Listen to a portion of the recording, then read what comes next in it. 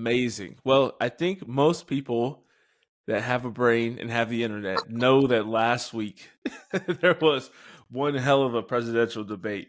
Today we're going to talk about that a little bit, but we're going to talk about not just you've seen probably plenty of reaction videos and all the the hottest moments or whatever. Maybe we'll touch on some of those, but the bulk of this is going to be us kind of going deeper into some of the themes of what's happening, how Catholics should generally approach election season, how to maintain peace as we go throughout this, tumultuous year. We remember 2020, 2016, things get pretty crazy. And so we're going to talk about that at kind of a broader level, but really kind of start with one of the themes that kind of came out of this debate. And I'm joined today by my friend, Jack Beers, to discuss this. Jack Beers from the Catholic Mentor. How you doing, man? Hey, man, I'm with you. It's always a good time. It's always joyous. I love it. I love it. Especially getting to talk about Joe Biden. Yeah. Yeah. Well, that's one of the funniest parts of this, or like the one of the clearest things is that like there's almost no talk about Trump, and there's almost no talk about anything of substance of the debate, right? Like there's no policy conversation. There's no controversy around it. It's literally just about the reality of the personhood and the state of Joe Biden and how utterly bonkers and sad and just embarrassing that whole evening was, and its implications for America. It was just, that is literally one of the craziest moments in all of American history, was watching that debate. It was pretty spectacular. I watched probably, I missed it because we had an event in our church. And so I watched about 15 minutes of my recording of it. And then I watched like CNN's. What was really interesting is I watched obviously on Friday some of the like my favorite like Patrick Bet-David's podcast, PBD podcast, kind of give a review of the debate. And then I watched this like 40-minute CNN kind of mashup. It was like the key moments of the debate. Interesting to see what they picked, what they chose to put in that kind of highlight, right? The must-see parts of the debate. It was interesting that for all the conservative outlets, the like moment of the night, right, was when Biden just mixed up million, trillion, billion, and was just kind of all over the place. And then Trump had his, zinger of the night, if you will, which I feel like he tried to keep to a minimum, but you knew you couldn't get done with zero. But I actually thought this was almost kind of a good one, like where he was kind of pointing out this problem without being, I thought, excessively like bullying or attacking about it. But he was just like, I honestly don't even know what he just said. I don't think he knows what he just said. And you look over at Biden, he's just like, it's just, rugged. And that was like this huge moment where he just like rambles on about something. You just have no idea what he's talking about. And it was interesting to me that, not interesting because this kind of leads into what you're talking about, or what we're going to talk about, is just CNN just left that part out. Right? If you just watch their 35-minute highlight video, there's nothing about that. Well, I think if you are not actually looking at politics from like a utilitarian perspective, which is like, what can I get out of this debate? What can I get out of this person? What can I get out of this experience? And you just watch it from like a human perspective. Like these are two sons of God who are in a position to impact significantly the lives of billions of people around the world. And they're standing up there and like you're watching one man, elderly man. Like I journeyed a decent amount with like my own grandmother, when like helping her to her chair and being with her as she started getting forgetful and not knowing where things were and all of that type of stuff. And how like intimate and sacred those experiences were when you try and usher someone from this side of heaven to the other side. And you try to usher them through it with love and try to care for them and be there for them. And you're watching this man just get completely and utterly used for the purpose of defeating Donald Trump. And it's just like, it's so sad. Like you shouldn't be putting this man through that, just from a pure human son of God perspective, regardless of what you think about Joe Biden and how deplorable of a human being you may think he is and where he may go on the other side of death. Like regardless of what you think about that, it's inhuman. Like it is the opposite of John Paul II's personalism, which is the idea that Like people are ends in themselves. They're never means to an end. And when someone becomes a means to an end, you're robbing them of their dignity. And nobody ever earns being robbed of their dignity as a human being.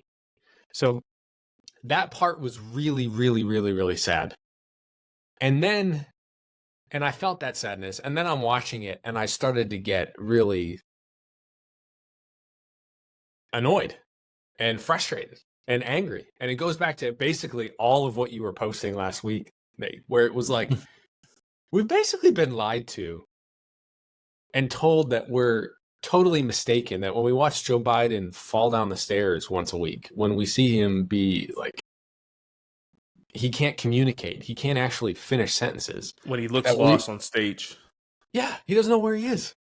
Yeah. Like, we shouldn't trust our eyes, we shouldn't trust our ears, we shouldn't trust our instincts that he's actually the one running the country. And we've been basically,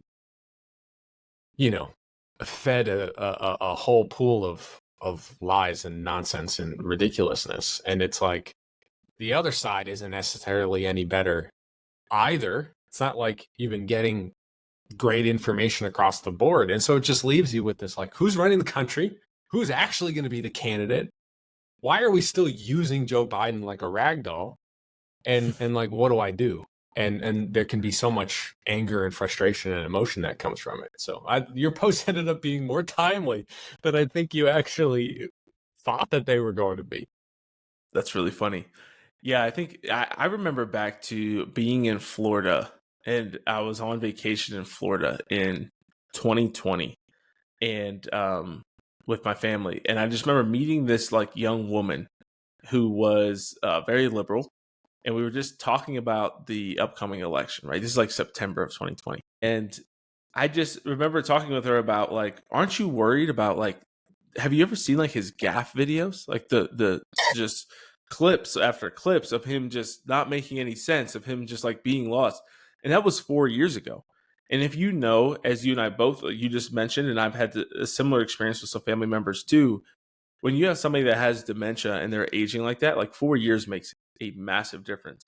And this isn't just 4 years of like, your typical grandmother who's just sitting at home resting most of the time, right? This is 4 of the hardest years that anybody ever experiences, right? You can go back and look at the pictures, I think, of presidents on like their election day versus the end of their terms. It's always insane, right? Like Obama looked like he aged 25 years in 4 years, let alone in 8. He looked like he aged 40 years. And it's wild. And then to think about going through that at 80 already with like early onset dementia, it was crazy to see the clips from back then, but now he's given us 4 more years of them.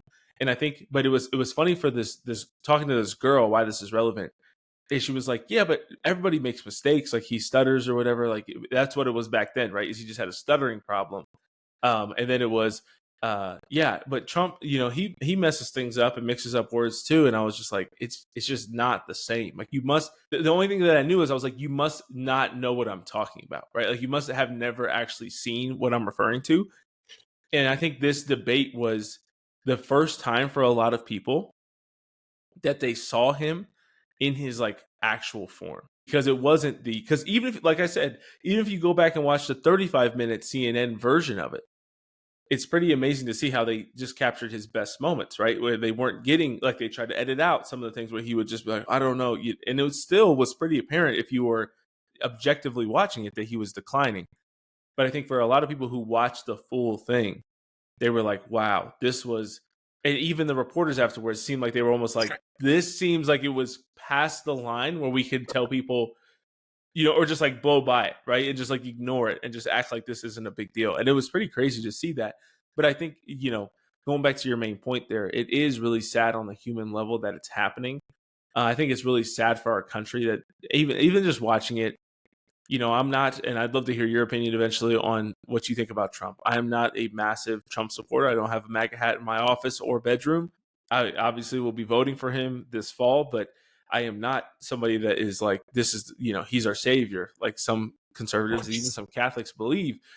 But I think that it was just sad to me to sit up there and watch them arguing about golf, or them just, neither of them really answering a question directly. As somebody, you and I both like value communication and clear communication and a moving message. so much, right? That just even as just a communicator, just to be able to think about the opportunity that Trump has sometimes when he's asked these questions, and it still always feels like his answers are self-serving. Like he's always kind of trying to like have vengeance and just like get at people that attacked him, and just all the hyperbole.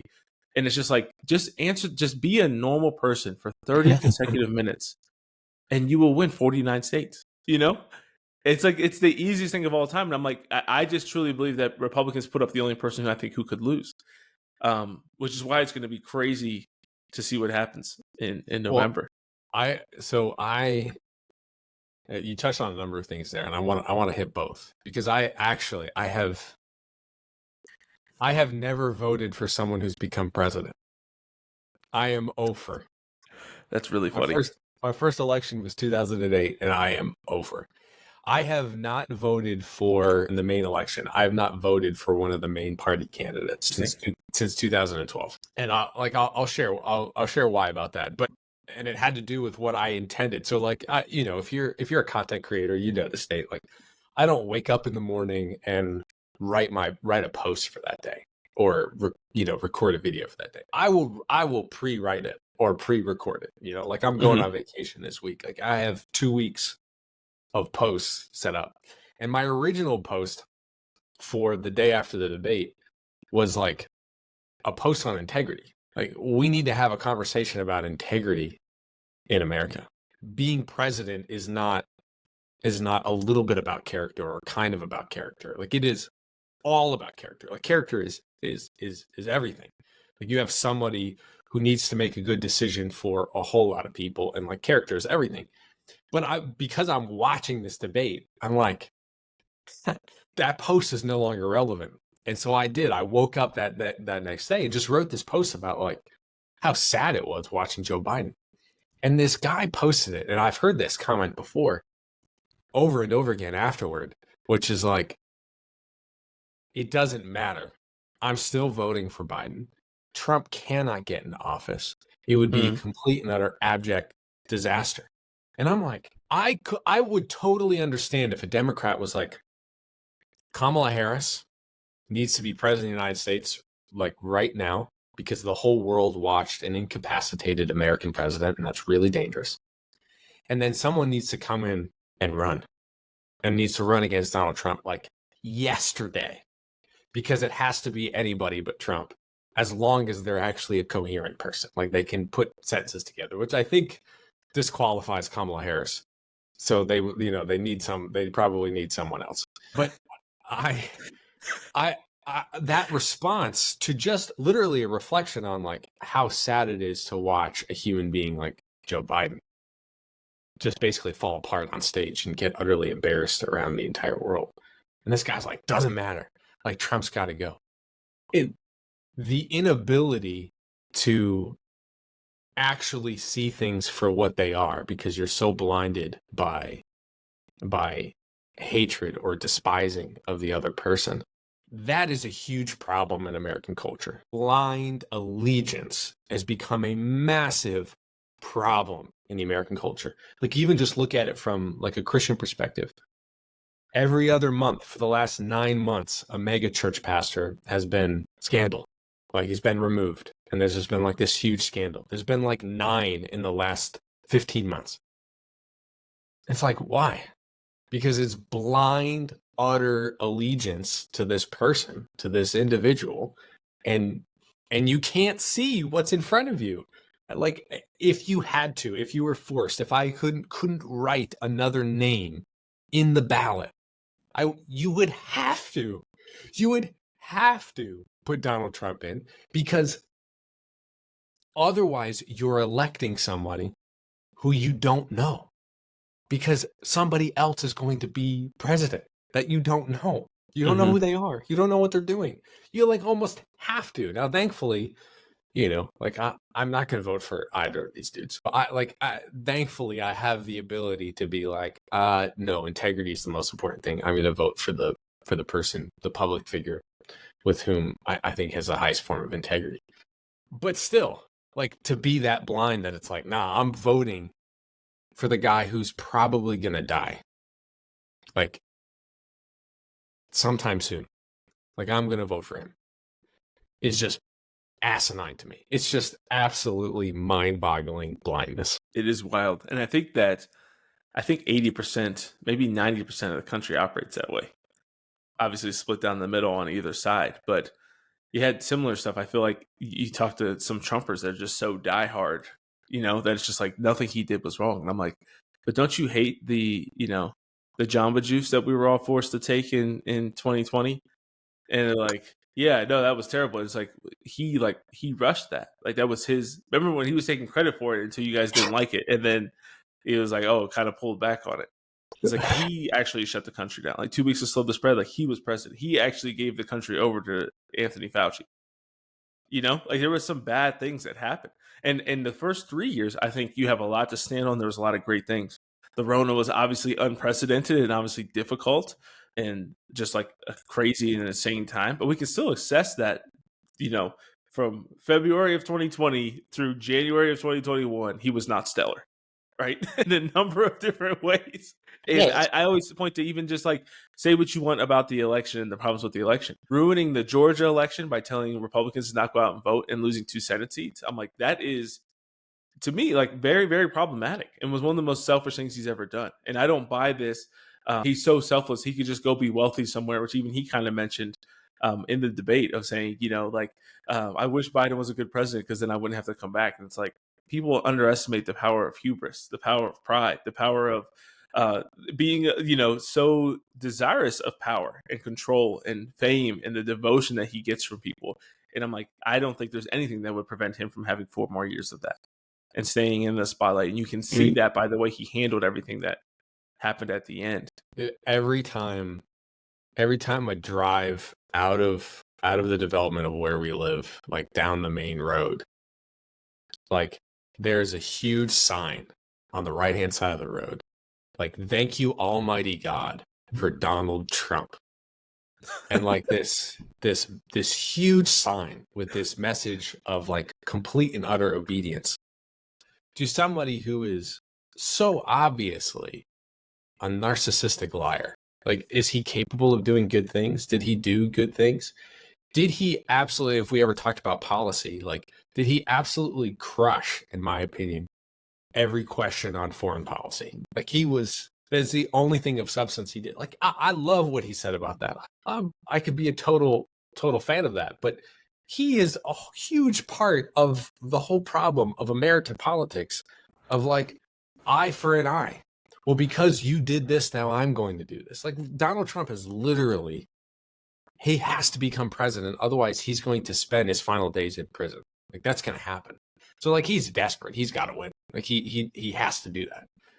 Right. But everybody around him is telling him, then go and turn around and do the exact same thing.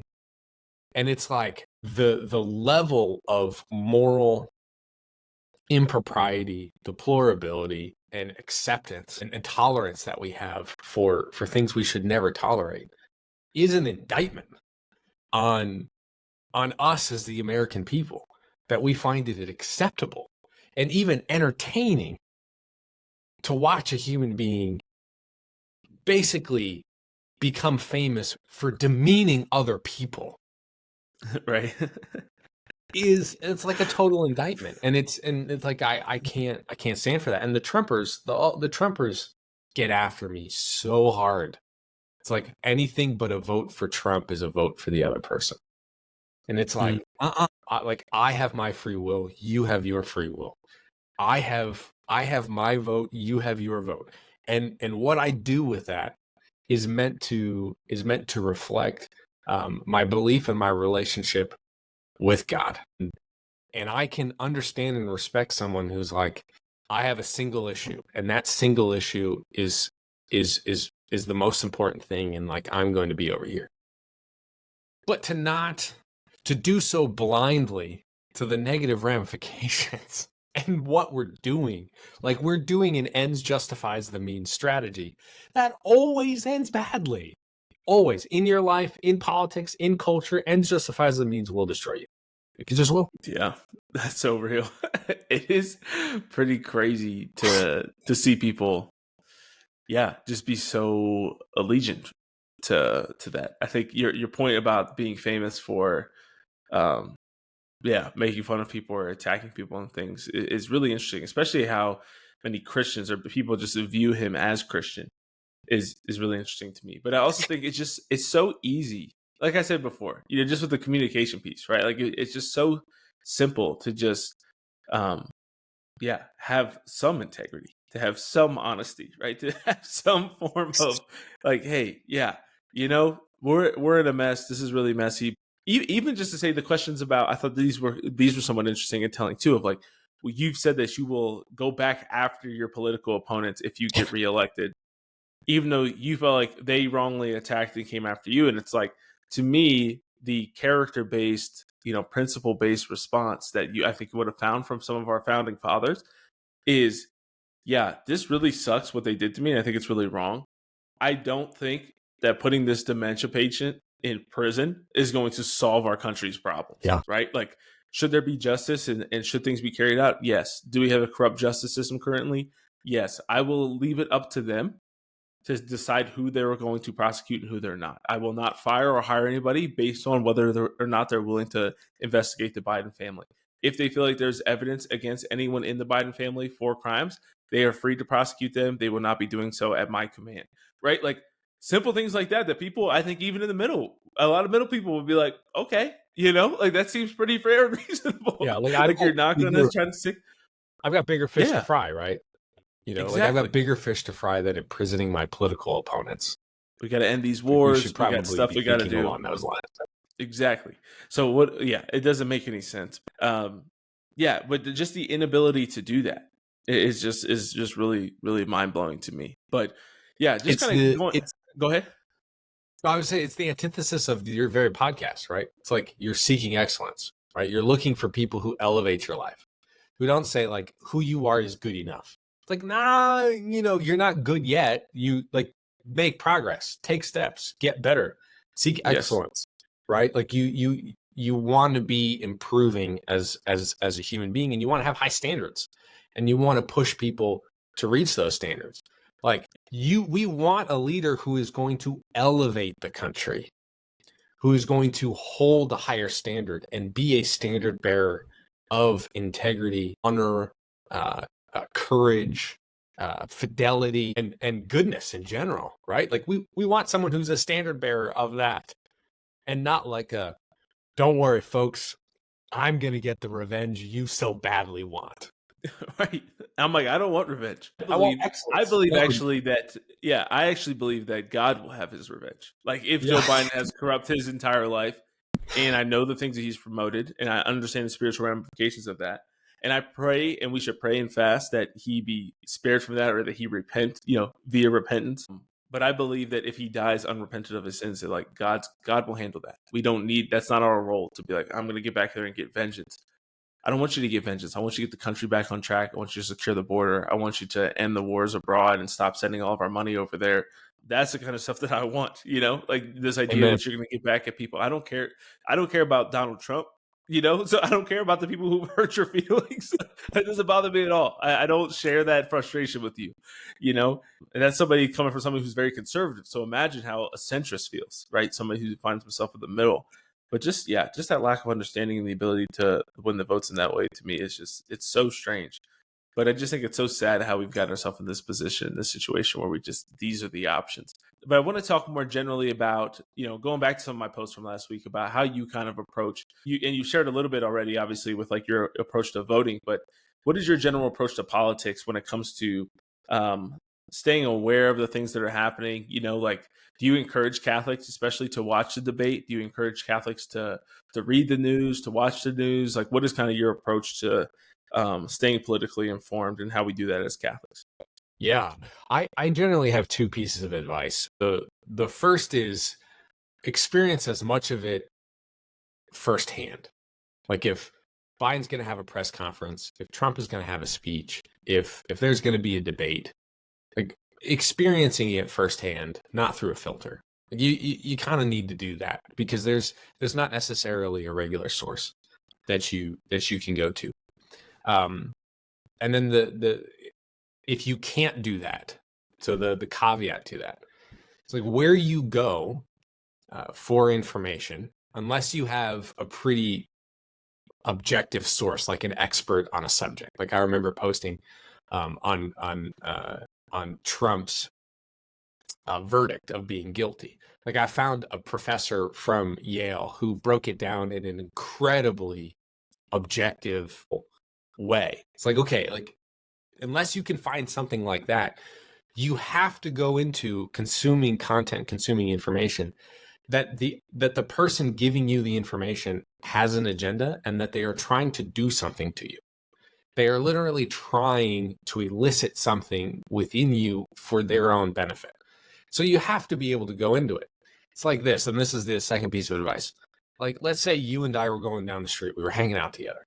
Like I came to Denver and I was like, let's hang out. And we're walking down the street and somebody walks past me and they say, nice shirt, dork, to me, right?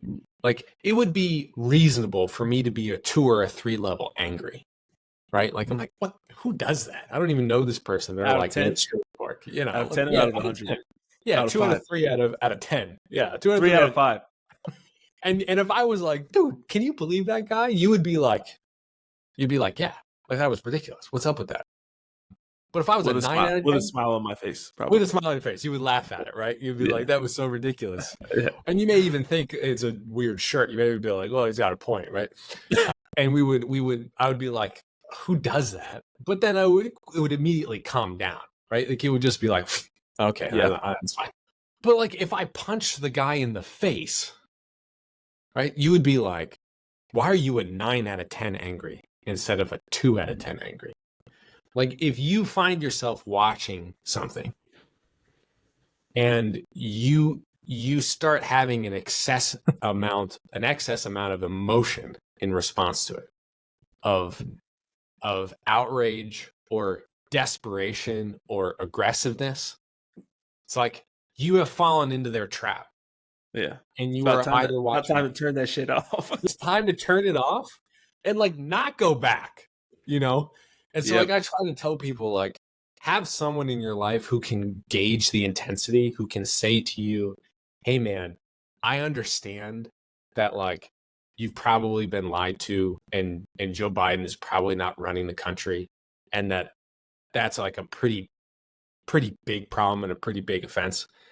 But if you are ranting and raving and flipping tables and like get all kinds of worked up about it, and everybody in your life knows it's the only thing you want to talk about, like, you've been sucked into the vacuum of the nonsense, and you need to walk away. You need to fast from literally everything until you can actually return to self, because you can't actually be consumed by this stuff, because that's what they want you to do. So I kind of give that twofold, like experience it for yourself, but if you can't, know that there's an agenda, and you get caught up in the agenda if you realize that you're completely sucked in, which is what I loved about what you said, which was like give yourself a limit, like look at it for like 15 minutes, but don't be sitting there wrapping your whole day around it. Yeah. One of the best things I think that in my life, one of the most practical and helpful fruits of having a prayer life and being deep in prayer is, I think, a radical, especially in today's world, self-awareness, right? It's just like when you are, prayerful and you're in the sacrament and you're abstaining, striving to abstain from mortal sin, and you're going to confession regularly, and you're living this Christian life. To me, one of the biggest fruits is just having that awareness to be able to say, almost at any point in time, which is really an emotional awareness, right? I think this is a lot of what emotional intelligence strives to get at, but nobody knows you better than Christ, right? Nobody knows you better than God. And so to have the peak emotional awareness and self-awareness is going to be being with your creator and having him kind of show you the inner workings of your heart and your mind and your soul. And that to me is one of the most helpful things. And it helps you to navigate things like this so that you can maintain your peace. You can lower your stress and anxiety levels, because you can start to say, okay, I'm at a 5 or I'm at a 7, and I'm just like at home on the couch watching things that have nothing to do with me, that are totally outside my sphere of control and influence. Yeah. And I need to turn this off, because there's nothing that should get me that angry, right? And maybe you could say, I could see the Catholic saying, okay, but Nathan, like these things anger God, so they should anger me. And it's like, okay, sometimes that is true. And I think that's most true, going back to what I just said, in our sphere of influence, in our Yeah. sphere of control, right? That is where we are called to match God's anger, right? If we are seeing a child getting beaten or a woman getting beaten and abused in front of us, right, as men on the street, like yes, we should be enraged and fueled with the wrath and anger of God to be moved to action to go and stop that, right? To say like I need to put an end to this. If there is somebody in our lives or we meet someone and we see that they're living a very wayward life and we're in a position of influence in that person's life, like we should be moved with the same anger but also mercy and zeal for that person's soul as God is, right? Like that is what we're called to do. Why? Mostly because we're in a place to influence and be a part of that. What we can't do from afar, we can't do it nearly as well, other than by prayer and fasting, which is a very, in a sense, kind of detached or removed approach to helping that person, which we should still do, but we should also have that same kind of removed and detached feeling about the things that they're doing, the things that they're saying, right? Because we ultimately can't influence them, and we can't um, change whatever somebody else across the country or in DC decides to do or say on any given day. I was going to ask you about your thoughts on detachment and just like a sense of calm. Even because one of my favorite things about you is like, if there's a way to laugh about it, you'll find a way to laugh about it. Right. Like you'll find a way to kind of maintain. And I have always pictured Jesus when they gave him the coin and they're like, should we pay taxes? And Jesus is like, well, give me a coin. He's like, who's on the coin? Like Jesus didn't need to look at a coin to know who was like on the coin, or nobody Right. else needed to know that. I've always read that as Jesus being like, come on, like render to Caesar what's Caesar's and God what's God's. Like, Yep. and there's a level of detachment to that where it's like, if someone's turning your church into a den of robbers and thieves, like you should flip the table. But if there's something that's happening outside of your control, like all you have is a vote. Like you stay informed, be informed as you can. Like if there's opportunities to be involved in your community and like God is calling you to be a public servant, amen. You can make that happen. Do that work. But for most people, like for me and you, it's like I'm in charge of working out my own salvation in fear and trembling. I can be outraged at what happened to Joe Biden, but you know what I should really be outraged at? I should be outraged at the fact that like I indulged impure thoughts for 8 seconds yesterday. That's what I should really be angry and frustrated about and do something about. Yeah. Like all this other stuff is a distraction. Patient with my kids. We've got to render Yeah. Caesar what's Caesar's. Yeah.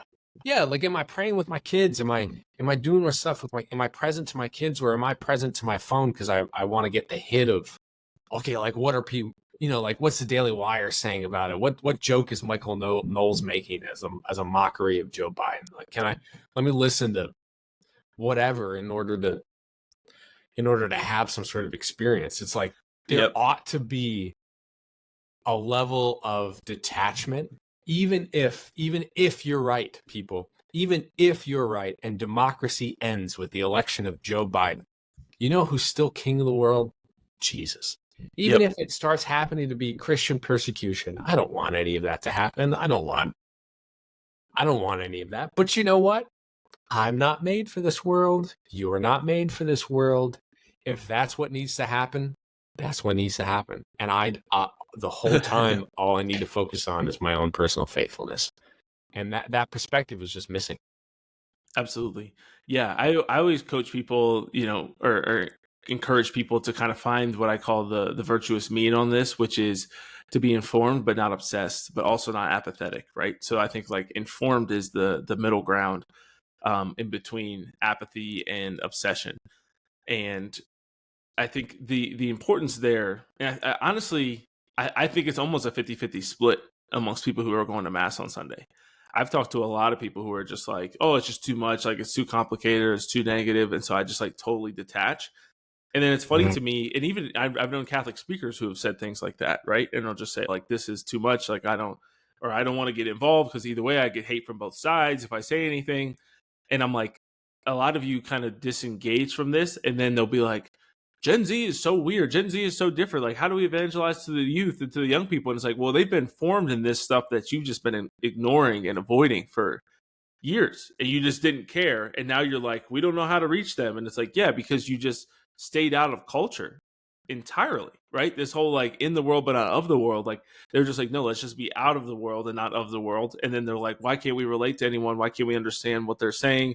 You can't, when you can't give the other person's argument, right, then you're not going to be a very good debater, because you don't actually understand what you're arguing against and what you're arguing for.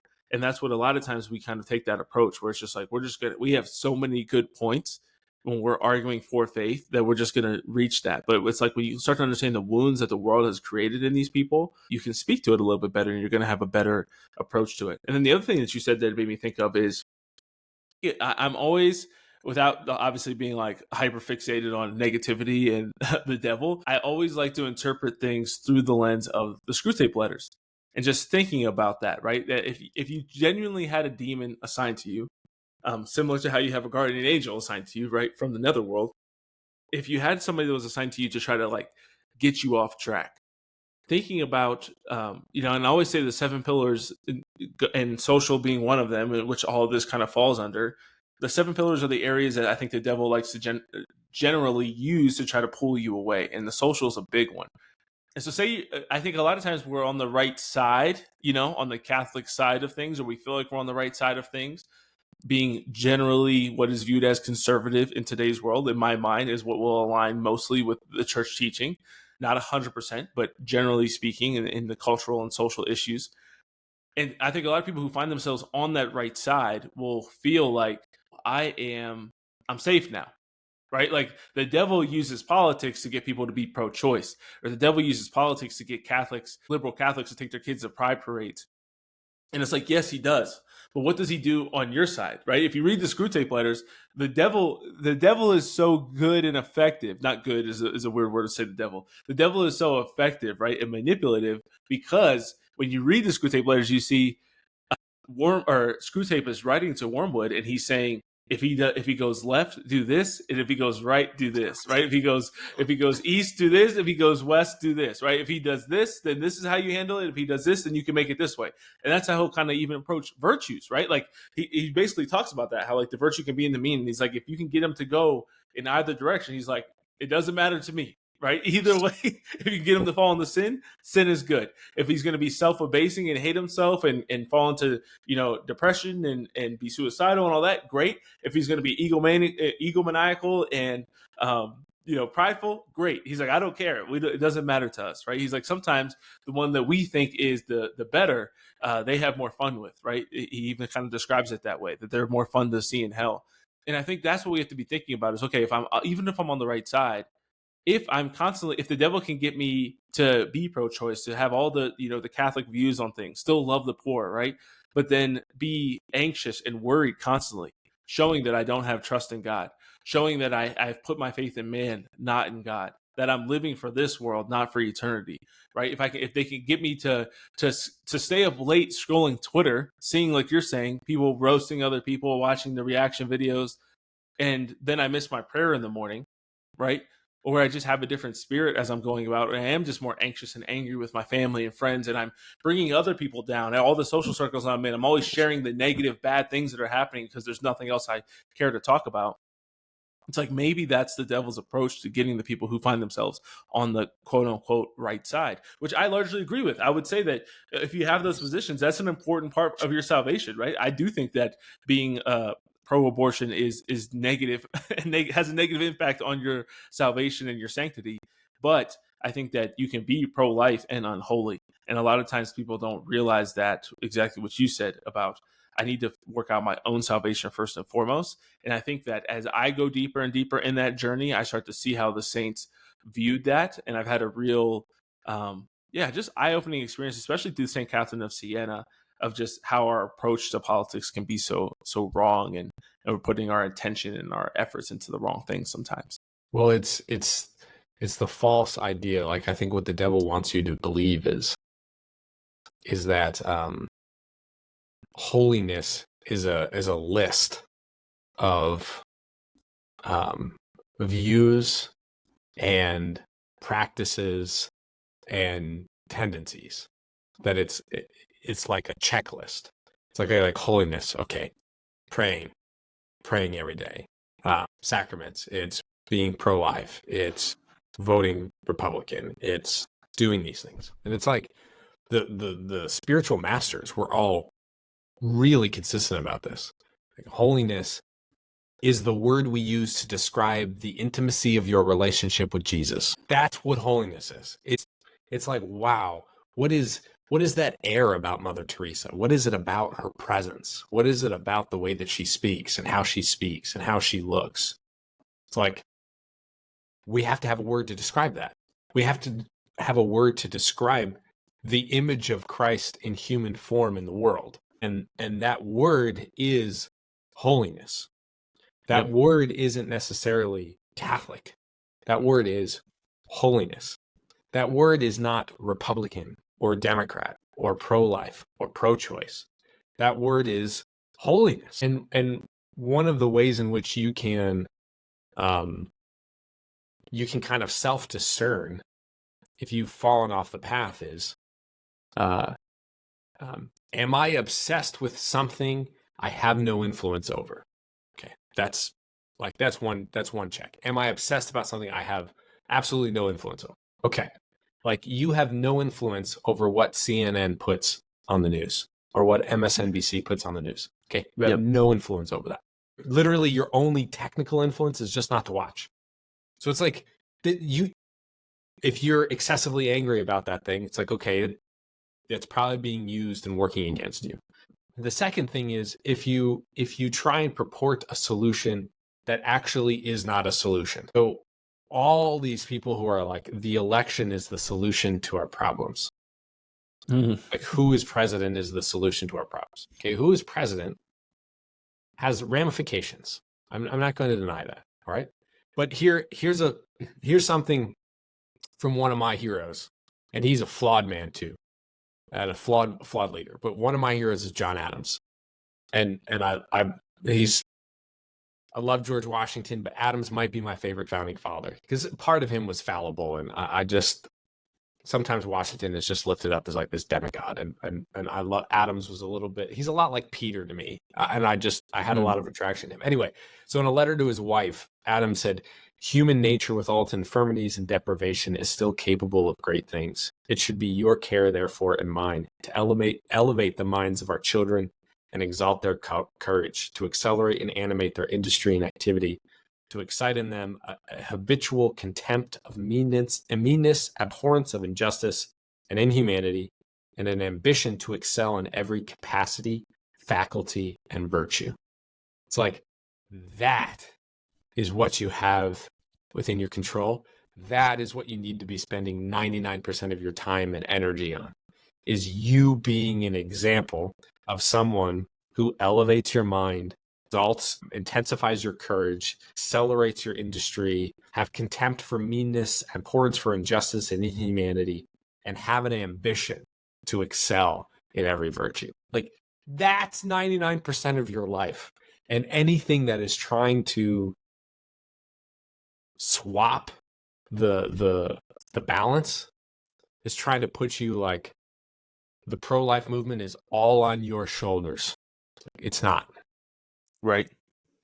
Anything that tries to flip the scales or flip the balance is like, it's probably not, I don't want to say absolute, but like, it's probably not of God, but something that encourages you to grow in faith, hope, and charity, to increase your relationship with the one who made you, to deepen that relationship. It's like, that's the thing.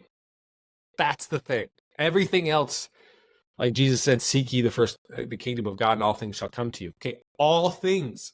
He literally meant all things. He didn't equivocate on it. So if we are not seeking the kingdom of God in a relationship with the one who made us, then we're in some hot water, man. We're in some serious hot water. Looking good. So I'm just vibing on that front. And maybe I'm crazy. Maybe what is the retort in your mind to like that sort of focus? Like what's the retort? I think that most people would say that these things are injuring other people. Kind of what I talked about earlier of like the anger of God, right? Like these things make God angry, so they should make us angry too. Like we should care about these things, and it's true. I think that we should, right? Like there's a certain aspect of that where I think it's kind of that it's a general overcorrection, right? So the people who are like totally apathetic towards it, I think it's an overcorrection and inability to find that mean to say, okay, yes, this is important. It's just not the most important thing. And you're making it based on your response to it, the most important thing. But they're so upset at how few people actually care about it that they like almost over care about it. Right. Which is interesting because it's what we should do with holiness. Right. Like we should look out into the world and say, like, so few people are going to mass. I should go to mass 3 times a week. Right. So few people are praying. I should pray 10 more minutes a day. Nobody fasts anymore. I should fast, and you got to be careful with that sometimes, but I should fast double. And even if that's just making one small thing, right? Like just little things, like just cutting out little, whether it's salt at a meal or something like that. You obviously, I think, do your fair bit of fasting. But I think that for a lot of us, it can be like, people don't do these things. People aren't making sacrifices. I should do, cut something out, something small for my day, right? And it's like that is the correct approach, right? This overcorrection, but it should be, as you said, towards holiness. But a lot of times I think when people are seeing things that are truly egregious, right? When you're seeing people pour through the border, when you're seeing people advocate for abortion up to the point of birth and stuff, it's easy to say like this has to be the most important thing. And there is always going to be a most important social issue of our time, right? And that's true. But politics has its place. And I think you even see this. We're seeing this. It's going to be an interesting thing, I think, in the pro-life movement. And it probably has already happened. We just don't know it as much. But I think it's going to, I think this generation of pro-life leaders are going to have this a little bit more, where you have this interesting balance of, or the same thing that I think happens sometimes in the ministry world. And I'm sure you've seen this before in the ministry world with speakers sometimes, where you can have this prioritizing on things outside the home over the things in the home, which was my approach and my belief before I met Emily. Emily really radically changed my mind on this because I really believed when I met Emily that I was such, and this is going to sound stupid, I'm going to make it sound as prideful as it can, that I am such a good evangelist, that I'm such a good speaker, that I'm so impactful in the lives of other people online, via podcast, whatever it is, that's going to be actually more important and more impactful because I'm going to reach more people than the work I do within the home. And I genuinely believe that. And I think that there's a lot of people who believe it without saying as much. And you can see it. And I actually, this is really funny because we actually, I'm trying to think the most delicate way to say this, because I know I have some people who listen who were there, was at an event within, I've spoken at a few different things. And so over the last month or so, and there was a speaker who was doing Q&A at an event. And I guess the Q&A is going to kind of give it away. But either way, I took issue with this answer that this person gave. They were talking about evangelization was the focus of the talk. And I love this speaker very much. But they were saying the question was, what do you do, when it comes to evangelization, the talk was mostly encouraging us to accompany people, to spend time with people, to go deep in relationship with people, all of which I agree with. The question came up of say somebody has, 6 or 8 kids. There's actually a priest that asked the question, how do you encourage them to accompany people? They feel like they don't have time to, be outside the home. And the answer, I thought, left a lot on the table, because the main focus of the answer was everybody has time. Everybody complains that they're too busy. Everybody has time. And I think that's the approach a lot of speakers take, where I believe, and we can, me and this person could debate this or discuss this or agree to disagree. My answer is your most important evangelization happens within your home. And that is the first box we must check before we should even think about going outside the home, right? As you mentioned earlier, if I'm not praying with my children, if I'm not being a virtuous and present father, then no, it doesn't make sense, whether it be for financial gain to try to make money out of the podcast to bring to the house, or if I just see this as a mission. If I'm taking this time away from my family to the point of being a detriment to my family, then that is a problem, right? And that's what I think should be the answer there. And so I think just a lot of times we have our priorities so mixed up and messed up. And that starts, I think, a lot of times with even Catholic evangelists and speakers, who have done that. But I think we're going to have that same thing happening within the pro-life movement, of these people who are so politically involved, so politically engaged that, I think a lot of women lead the pro-life movement, which is a beautiful and great thing. And there are amazing women out there, and they're courageous and bold and informed and intelligent. I think that you're just going to see some of their kids having the same impact that, even the Protestant world talks about this, of like the pastor's kids, right? They're gone so often serving other people that they're not present at home. And the pastor's kids end up being, drug dealers and the party kids and all this stuff. And you see that sometimes with some of these speakers. And I've heard the stories, and I've seen the results sometimes, of just prioritizing everybody else over your own family. And we can do that in politics, and people forget that.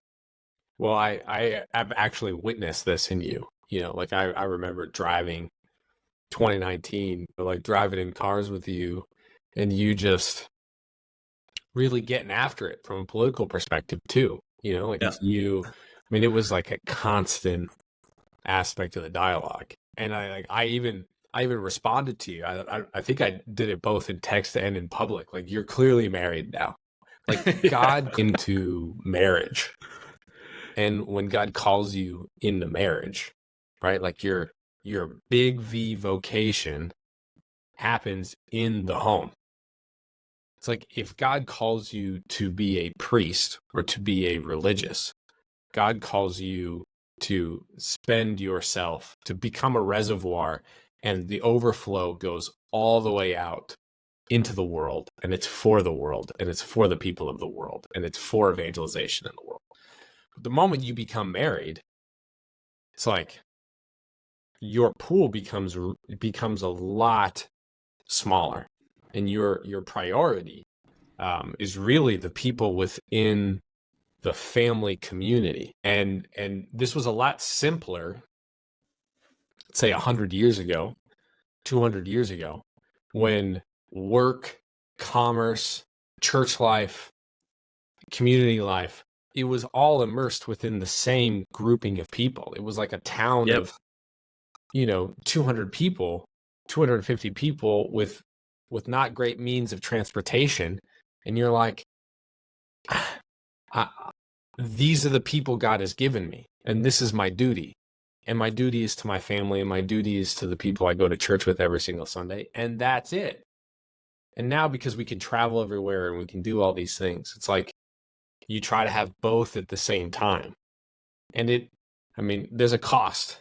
Everywhere you go, like, there's a cost. So once you're married, that's your priority. But again, like, I just try to keep harping people on the focus, right? Which is your personal relationship with Jesus, because Jesus is going to call you deeper into your vocation primarily. Right. He's going to call you into the lives of other people secondarily, like if you're married. And that's part of what's a rightly ordered discernment, and what's a rightly ordered experience of life. And so, like, if you have that relationship with Jesus and you have that depth of relationship, like, you can't get into your prayer life and not hear Jesus be like, it's unacceptable, your lack of attention to your kids and your lack of attention to the people around you. Like, it's unacceptable. And I think that those words you hear. So I think it's spot on. It's also been cool to, I'm sure you could say something similar about me, but it's been really cool to see that particular conversion in you. Yeah. And to have it be so depth focused on Emily and Jordan and your fam. Yeah. And it's been really interesting for me because, and I think you know this about me as well, is and I'm very open about this, that I registered as a Democrat when I turned 18, and previously held several political opinions that were contrary to church teaching, right? And so I had this kind of like deeper conversion, mostly through the pro-life movement in 2018, 2019. So that's when I was at kind of like my peak zeal. And I wanted to close with this, and I'll get your thoughts. I'll give you a chance to respond to it, and then we can wrap up. But I just finally, kind of having that peak zeal in like 2018, 2019, 2020, starting Seeking Excellence, doing a lot of kind of politically focused things and really wanting to form people around that area, mostly because I just saw how again, the devil used this area, cultural issues, social issues, politics, to pull people away from the church.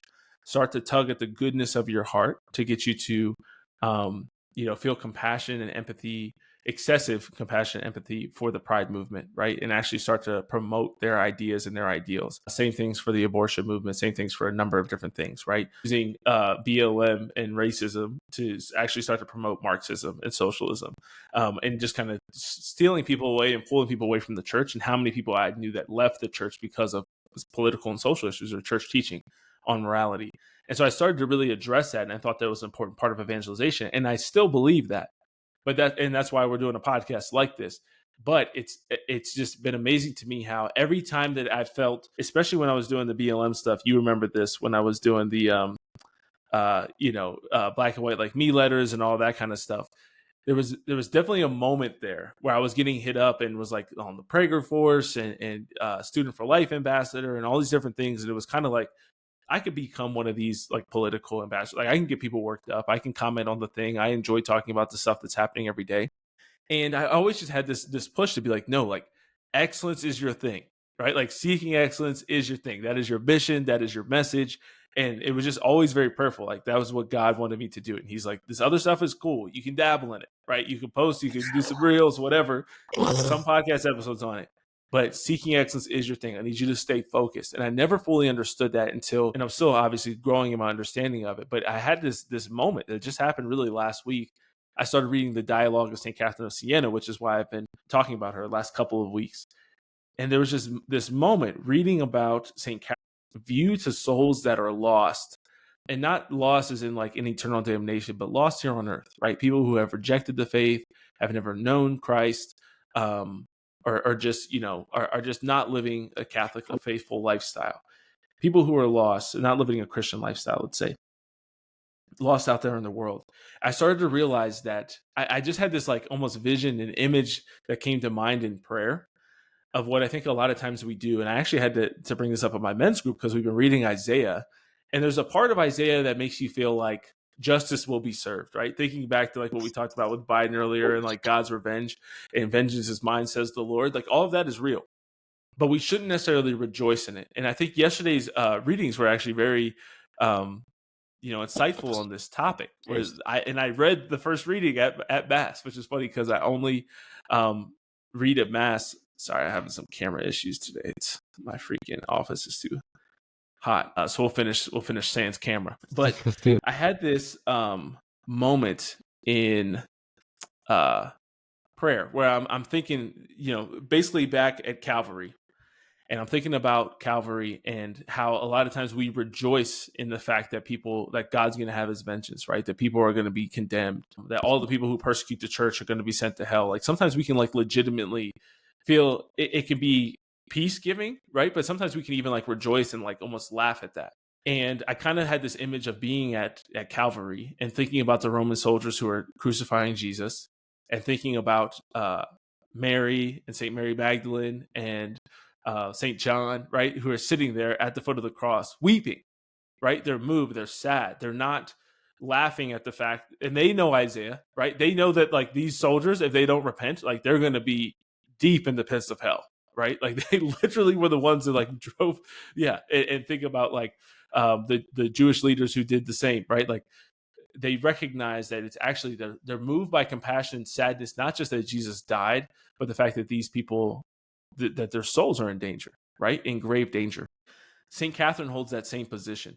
And I kind of thought of myself and others who have been in that place of almost rejoicing in the damnation of other people, or the fact that God's, justice will be served, as kind of like this third party. We kind of think of ourselves in the St. Mary Magdalene, St. John category, but we're actually on this like third group that's like rejoicing in the fact that the soldiers will be condemned eventually, right? And it's like, that's not what St. Catherine of Siena's heart does. Her heart is with Mary and weeping at the fact that these souls will be lost, weeping at the fact and sad by the fact that, that people are going to be lost, that souls are going to be lost. And that's where I think we ultimately have to be, and where I feel like God preserved me from this obsession and going deeper into like this daily political commenting, because my mission with excellence is to teach people about holiness, to teach people about what practical holiness looks like, what faith and reason applied to every day of your life looks like. And if we do that, then we're going to save more souls. We're going to draw more people to the church. We're going to draw more people to Christ. And we're going to help people to actually turn things around and get their lives together, get their lives in order. That's going to help them and society to get back on track. But we have to be very, very cautious to not get in this place where we're almost rejoicing or just constantly angry about what's happening in the world, because what we're supposed to be focused on is eternity. And when we're focused on eternity, we can keep that in mind, and we can recognize that, hey, people are going to hell, and we underestimate. Another lesson from St. Catherine is we underestimate what our prayers and fasting and offering up masses can do for the salvation of other people. And because we're not moved by compassion and love by the fact that they're going to be lost, we don't offer those things. We don't do those things. We're not pushing deeper into our prayer lives, not pushing deeper into our holiness, and really doing the things that God's put before us to do. So yeah, want to get your final thoughts on that, or anything else you want to share before we wrap up today? Yeah, I'm normally long-winded, but I think this is simple. And what St. Catherine of Siena talks about is the closer you get in an authentic relationship with Jesus, is the deeper your love for other people becomes. And the deeper that your love for other people becomes, it's reflected in things like watching Joe Biden on the debate stage ought to provoke sadness. If you have a genuine love for people and hope for their salvation, it should provoke sadness. And when you think about the death of people, one of the ways in which you know that you're getting closer and closer to Jesus is you hope for their salvation, not their damnation. Mm-hmm. The idea, and I've said this a couple of times, and it always, like in a talk or whatever, and it always angers a certain group of people. I hope Hitler is in heaven. And that's indicative of a theology that says we don't earn our salvation. It is a gift of God's love and his mercy. And I hope for the redemption of all souls. And I hope for the redemption of my soul. And the more and more I grow closer to Jesus, the more and more it's like my love for other people and my mercy for them and my hope for their salvation grows. That doesn't mean like, oh, I love all people, I condone their sin, I'm okay with their sin. It's like, oh, I love you enough to actually say something, but not in a way to amuse myself, but in a real way to try and help bridge the gap for you between where you are and where God's calling you to be, and to really try to get to a place where I do everything out of a genuine love for another person, where my hopes, my dreams, my desires, my affections, they're rooted in a love given to me from Christ. I'll finish with this. I had a priest challenge me in confession. He's like, okay, your penance is to go before the cross of the Lord and ask him for the love he exhibited on the cross for the people in your life. Like literally asking for the level of love and mercy that was exhibited by Jesus, who wept over Jerusalem. He didn't rejoice in its destruction. Yeah, man. It's beautiful. And it's just such a shift. And I think you start to realize, I mean, life is just better, obviously, when your heart's in that place. And it can feel, I think as somebody, and I'm speaking to my political warriors out there, it can feel like it's soft, or it's the easy way out, and it's not. I mean, it's just having a deeper understanding of reality and eternity and where Jesus' heart is at. Right? Dude, the other thing is, and I should have put this in there, like my work of accompanying people one-on-one, like I'll go and sit in front of somebody and they'll just, there's no gap between how's the weather to this is the deepest, most painful experience of my life. Like, when you get to know the most painful experience of someone's life, your view of them changes. Yep. And you have no idea what that person has been through. Again, it doesn't condone any evil that they're bringing about, but like even all of this stuff around pride and getting children involved in the gender confusion, like that's emanating from some crazy amounts of pain. And to keep that in mind when things is essential. So I should have added that. Absolutely. That's good. Awesome, man. Well, thanks so much for joining today. It was great getting to chat with you, and hopefully people enjoyed this. And I encourage everybody to go check out thecatholicmentor.com, where you can learn more about what Jack's doing, especially accompanying people one-on-one and really impacting people's lives in that way. So awesome to see all the work that you're doing, and appreciate you sharing with us today. Anytime, man. Always good to hang out with you. I'll see you. I'll see you around. All right, brother. Take care. Thanks everyone for listening. If you enjoyed this, I encourage you to share it with somebody else, especially that either angry or apathetic political person in your life. All right. God bless you. Until next time, be your best.